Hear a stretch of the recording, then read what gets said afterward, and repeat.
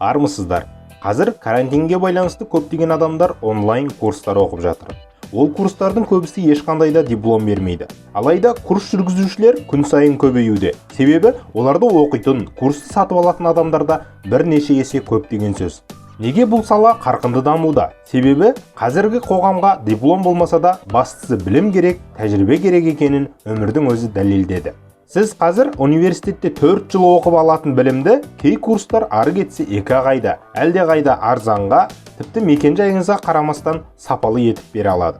Еліміздегі бітірген мамандығына сай қызмет етпей жүргендердің көп екенін айтпаса да белгілі. Яғни диплом емес, білім маңызды. Әрі табысты кәсіпкерлердің көбісі дипломсыз екенін ескеріп, бүгін сіздерге диплом жоқ миллиардерлер туралы шолу жасамақпыз.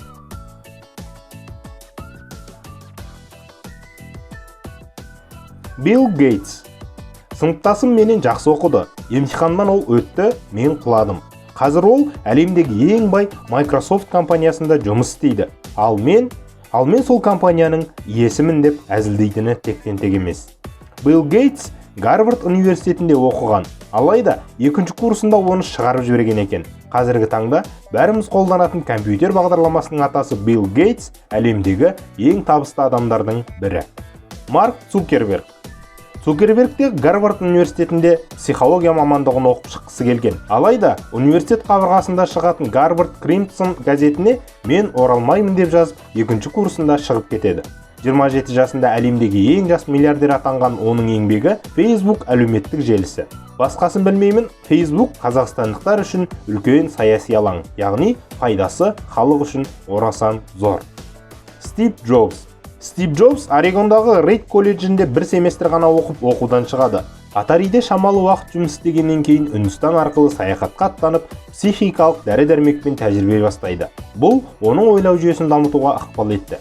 1976 жылы досы Стив Вознякпен бірігіп, үйдегі гаражінде Apple-ды құрды. Қазіргі таңда бәріміз мақтанышпен ұстайтын iPhone мен MacBook-тың атасы осы Стив Джобс. Өткен санымызда Джобстың жан тебірентер өміріндегі соңғы сөздерін ұсынған едік. Ричард Брэнсон. Ричард Брэнсон университет бітірмек түгілі мектепті нашар оқыған.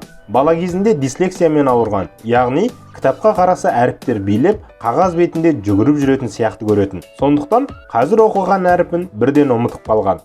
Сол себепті 16 жасында мектептен шығып, Лондонға көшіп кетті. Лондонда өзінің алғашқы бизнесі студент журналын шығарып, 17 жасында қайырымдылық жобасын өткізді. Ричард Virgin Group компаниясының негізін салды.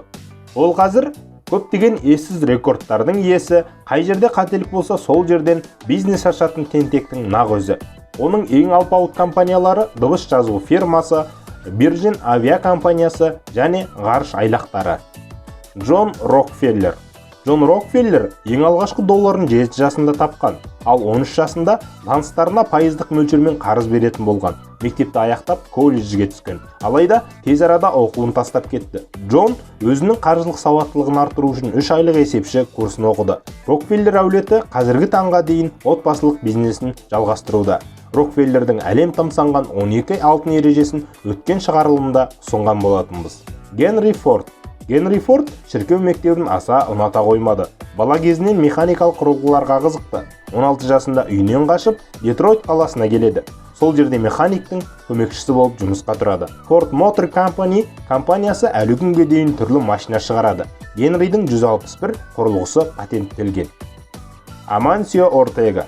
Амансио Ортега 13 жасында мектепті тастап, киімдер дүкенінде тапсырыс жүргізушісі болып жұмыс істейді. 1975 жылы дүкенін ашады. Қазіргі таңда Inditex компаниясы тасымалдылыққа ие. Компания құрамында Zara брендінің бірнеше елде филиалдары бар. Зарадан киім алдым деп мақтанатын таныстарыңызға дипломсыз жігіттің табысын одан әрі арттырған есіне салып қойсаңыз болады. Ла Кашин. Ла Кашин 12 жасында мектептен шығып, зауытқа жұмысқа орналасады. Зауыт пластмассадан жасалған гүл шығаратын. 10 жылдан кейін өзінің Sheung-Kong компаниясын құрады. Ол тек саудамен емес, жылжымайтын мүлік мейрамхана ісімен де айналысады.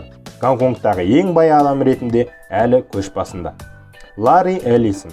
Ларри Эллисон жоғарғы оқу орнына 2 рет түсіп, екеуінде аяқтай алмаған. Иллин университетінде 2 жыл оқып, одан шығып кетеді. Кейін қайтадан бағын сынап көру үшін Чикаго университетіне барады. Ол оқу орнында тек бір семестр оқыған. Ларри Oracle компаниясының негізін салушылардың бірі. Компания Microsoft-тан кейінгі екінші орында компьютерлік бағдарламаларды реттейді. Майкл Делл алғашқы табысын 12 жасында газет сатып тапқан. Оқу кезінде алғашқы PCS Limited атты компьютерлік компаниясын құрады. Өз кәсібін жалғастыру үшін 19 жасында оқудан шығады. Ол Dell компаниясының негізін қалады. Компания компьютер сатумен айналысады. Жылдық айналымы $63 миллиард. Ингвар Кампрат IKEA брендін қалыптастырған адам ретінде белгілі. Ол IKEA-ны 17 жасында ашты. Ингвар бала күнінен дислексия ауруына зардап шегіп оқуын әрең оқыды. Сол себепті мектептен кейін жоғарғы оқу орнына түспеген. Қазір оның компаниясы жыл сайын $27 миллиард пайда түсіреді. Сонымен қатар кинорежиссер Стивен Спилбергті де қоса кеткім келеді.